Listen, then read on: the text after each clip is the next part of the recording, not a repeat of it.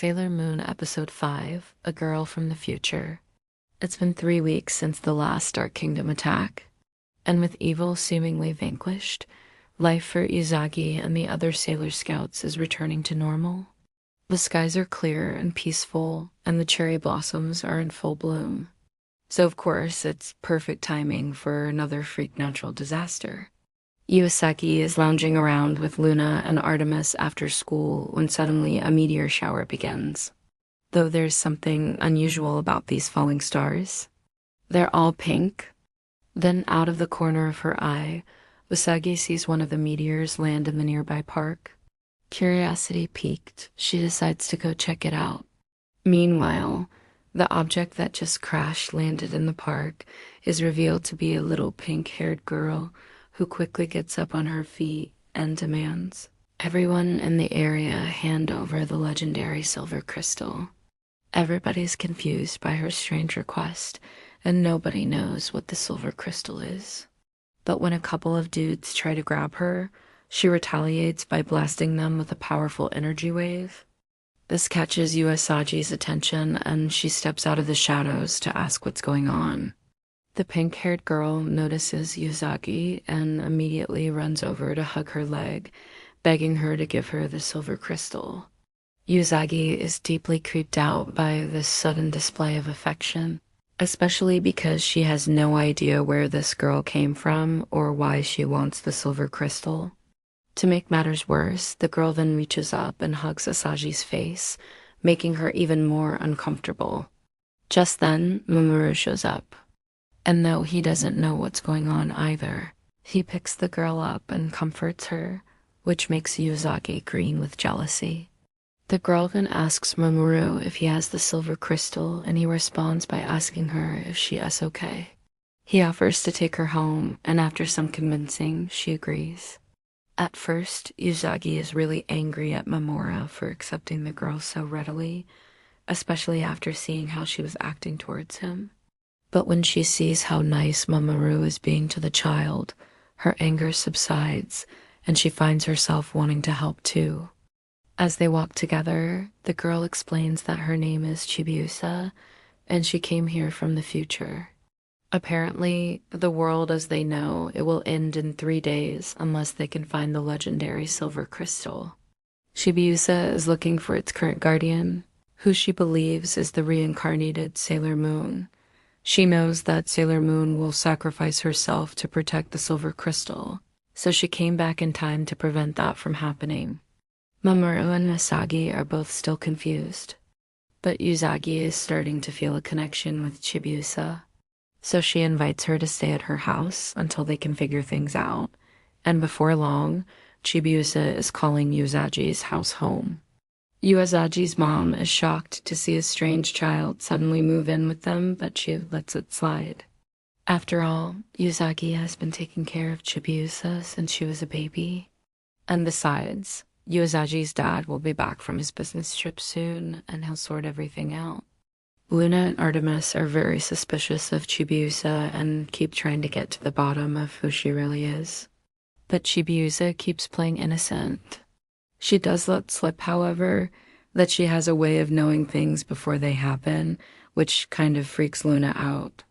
Luna starts wondering if Chibiusa could be a time-traveling psychic, which would make her dangerous if she's not careful. Meanwhile, Chibiusa spends most of her time clinging to Mamoru, which drives Usagi crazy with jealousy. One day, Usagi finally snaps and tells Mamoru off for putting up with Chibiusa's clinginess. She reminds Mamoru that they were engaged to be married and questions if he has forgotten about their love. Mamoru tells Usagi that he hasn't forgotten, but he also can't stand the thought of this poor little girl alone and afraid in a world she doesn't understand. Usagi is touched by his words and apologizes for lashing out at him. But Chibiusa overhears their conversation and runs away crying. Usagi feels bad and goes after her, promising to talk things out with Mamoru later. She finds Chibiusa sitting on a nearby hill and tries to cheer her up. Usagi admits that she's still confused about who Chibiusa is and why she's here. but she assures the girl that she'll help her find the silver crystal if she will just tell her what it looks like. Chibiusa tells Usagi that the silver crystal is a beautiful necklace that glows brightly. Suddenly, a Black Moon Clan soldier appears behind Usagi and blasts her with a dark sword attack. As the soldier is about to strike the killing blow, Chibiusa steps in front of Usagi and takes the hit for her. This surprises Usagi, who was under the impression that Chibiusa didn't possess any special powers. It seems like Chibiusa may have been hiding her true strength. With Usagi now realizing how dangerous the Black Moon Clan truly is, she swears to protect Chibiusa no matter what. The other Sailor Scouts show up soon after, and together they defeat the Dark Kingdom soldier. Ray comments that this must mean Chibiusa really is from the future. And Ami adds that if she's here, that means there's only one explanation for it. Suddenly, Luna jumps in front of Chibiusa and reveals her true form as a talking cat. She explains that Chibiusa isn't from the future, but rather from another dimension. The Black Moon Clan soldiers who attacked her hail from the same dimension, which makes it likely that they'll continue to target her. Luna declares that the Sailor Scouts will protect Chibiusa no matter what, even if that means risking their own lives. As they all stand together facing the dark forces, the Guardians know that they have a lot to look forward to. And we know that they will do whatever it takes to protect Chibiusa. At this point, you might be wondering what exactly the Black Moon Clan is and where they came from. Well, their origins can actually be traced back to the very beginning of the Sailor Moon anime. In fact, one of their main goals is to revive Queen Metalia, who you might remember from episode 1. Back then, Queen Metalia was sealed inside the Black Moon, but the Black Moon Clan wants to resurrect her so she can destroy the world and bring about a new era of darkness. One thing that makes the Black Moon Clan particularly tricky to fight is the fact that they don't have any specific gender. They all appear to be female, but upon closer inspection, you can see that none of them have any feminine features like breasts. This has led many fans to speculate that the Black Moon Clan soldiers are actually male. In fact, the Japanese voice actors for many of the clan members are male. This is pretty fitting considering the Black Moon Clan's lust for power and destruction. Another interesting tidbit about the Black Moon Clan is the fact that their attacks can actually be pretty deadly. For example, in the original manga, one of their attacks killed Naoko, who is the mother of Haruo Tamo. In the anime, Haru's mother did survive the attack, but she was left paralyzed. Speaking of Haru, she will eventually become the 6th member of the Sailor Scouts. That is, if she can be redeemed.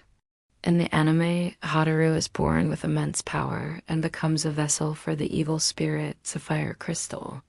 This causes her to develop a split personality, which transforms her into the villainous Sailor Pain. Eventually, she is brainwashed and becomes a member of the Black Moon Clan. However, deep down, Haru's pure heart remains. It's up to the Sailor Scouts to reach her and bring her back to the light side. Now, speaking of brainwashing, that brings us to one of the most messed up villains in the entire series, Wiseman. Wiseman is the main antagonist for the Dead Moon arc, which comes after the Black Moon arc. He's a mysterious figure who resides within the human brain and acts as a catalyst for evil. Wiseman's goal is to destroy the Milky Way and usher in a new era of darkness. He uses the Amazinus Quartet and the Solar Anima Maids to carry out his evil schemes. If you think that sounds terrifying, wait till I tell you this. Wiseman is actually an incarnation of Queen Metalia's consciousness. That's right. He is basically the final form of the big bad from episode 1. It's like a horror movie where the killer you thought was dead comes back as an even bigger threat. Talk about a plot twist. In the anime, Wiseman is able to possess Haru and turn her into the super powerful Sailor Saturn. But even that wasn't enough to defeat the Sailor Scouts. That's when Wiseman decided to play his last card. He transferred his consciousness into Chibiusa. Yeah, Chibiusa was unknowingly being controlled by the mastermind behind the entire Dead Moon arc. And let me tell you, it was one heck of a ride trying to figure out what was really going on. Anyways, thanks so much for watching. If you liked this video, please leave a like and comment down below.